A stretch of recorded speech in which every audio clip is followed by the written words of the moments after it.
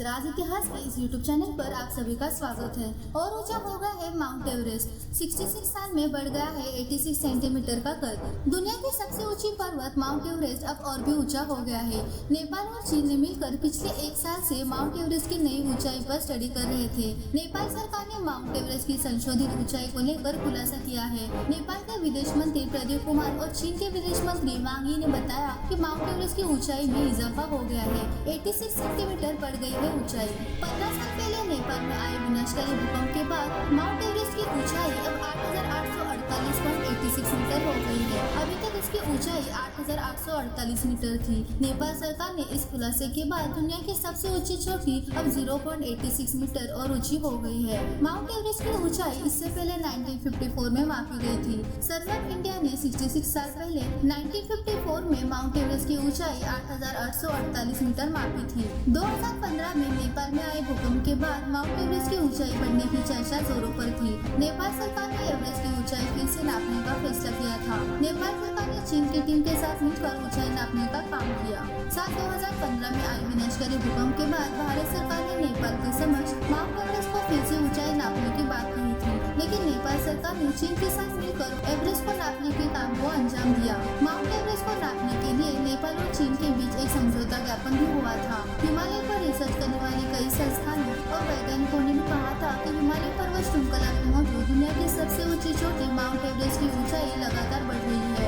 Mount Everest को नेपाल में सागरमाथा यानी कि स्वर्ग का शीश कहा जाता है। पहले इसे एक्सवी नाम से भी जाना जाता था। नेपाल और चीन ने संयुक्त रूप से माउंट एवरेस्ट को दुनिया की सबसे ऊंची पर्वत चोटी बताते हुए इसकी ऊंचाई 8,848.86 मीटर बताया है। माउंट एवरेस्ट की पुरानी मान्य ऊंचाई से 86 सेंटीमीटर ज्यादा है। लिखित संदेश में नेपाल के राष्ट्रपति विद्यादेवी भंडारी ने कहा है कि इस ऐतिहासिक मौके पर दोनों देशों के सर्वे विभाग की ओर से संयुक्त तौर पर मापने की प्रक्रिया पूरी करने के बाद मैं माउंट एवरेस्ट यानी सागरमाथा की नई ऊंचाई 8,848.86 मीटर मान्यवर आंक के साथ संयुक्त रूप से घोषित करते हुए खुश हूँ। माउंट एवरेस्ट को नेपाल में सागरमाथा कहा जाता है। इसकी चोटी नेपाल की सीमा पर स्थित है। नेपाल और चीन की सर्वे टीम ने अलग अलग एवरेस्ट की ऊंचाई नापी है। अब तक चीन एवरेस्ट की ऊंचाई दुनिया भर में मान्य इसकी ऊंचाई को नहीं मानता रहा है और इसे 4 मीटर कम कर आंकता रहता है। अभी तक जो मान्य ऊंचाई है उसका निर्धारण ब्रिटेन राज्य में भारतीय सर्वे विभाग की ओर से किया गया था। 2017 में माउंट एवरेस्ट की ऊंचाई मापने की शुरुआत नेपाल की ओर से शुरू की गई। 2015 में आए भूकंप के बाद इसे मापने का फैसला किया गया था, क्योंकि ऐसा कहा गया था कि भूकंप का दुनिया की सबसे ऊंची चोटी पर असर पड़ा है। कई बार इस चोटी का माप लिया जा चुका है, लेकिन नेपाल ने पहली बार इसे मापने का काम किया है। बाद में चीन ने भी इसकी नपाई शुरू की। नेपाल और चीन ने अपने डेटा शेयर करते हुए संयुक्त बयान जारी कर अपने महत्वपूर्ण नतीजे जारी किए हैं। इस पर नेपाल के राष्ट्रपति विद्यादेवी भंडारी और शी जिनपिंग ने 2019 में हस्ताक्षर किए थे। अब इसके एक साल बाद दोनों ही देशों ने इसकी आधिकारिक घोषणा की। 2019 के वसंत में 2 सर्वेक्षक माउंट एवरेस्ट की चोटी पर पहुंचे। आमतौर पर माउंट एवरेस्ट पर पहुंचने का अनुभव जैसा समझा जाता है वैसा अलग होता है। ज्यादातर लोग एवरेस्ट की चोटी पर पहुंचते पहुंचते मानसिक और शारीरिक तौर पर सुस्त पड़ जाते हैं। खिमलाल गौतम के नेतृत्व में पहुंची टीम एवरेस्ट की चोटी पर पहुंचकर मानसिक और शारीरिक तौर पर सुस्त पड़ने के बावजूद भी काम करना पड़ा।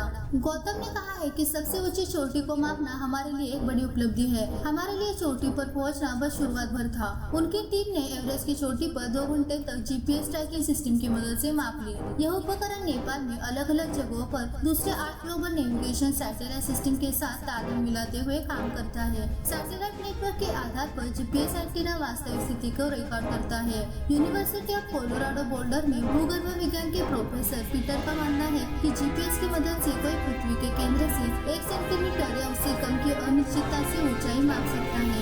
अब समुद्र तल से ऊंचाई मापते हैं। एवरेस्ट के मामले में यह बहुत मुश्किल काम है। पृथ्वी पर अलग अलग जगहों पर द्रव्यमान अलग अलग वितरण में होता है, इसके लिए समुद्र तल से ऊंचाई एक जैसी नहीं होती।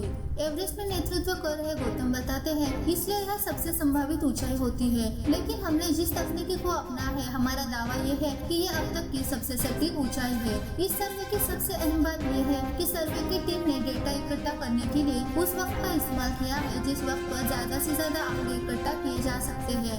पहले किए गए दूसरे सर्वे के विपरीत इस बार एवरेस्ट ऊंचाई मापने के लिए 3 बजे सुबह का वक्त चुना था, ताकि दिन के वक्त सूरज की रोशनी से बचा जा सके और गलती की कोई गुंजाइश ना हो।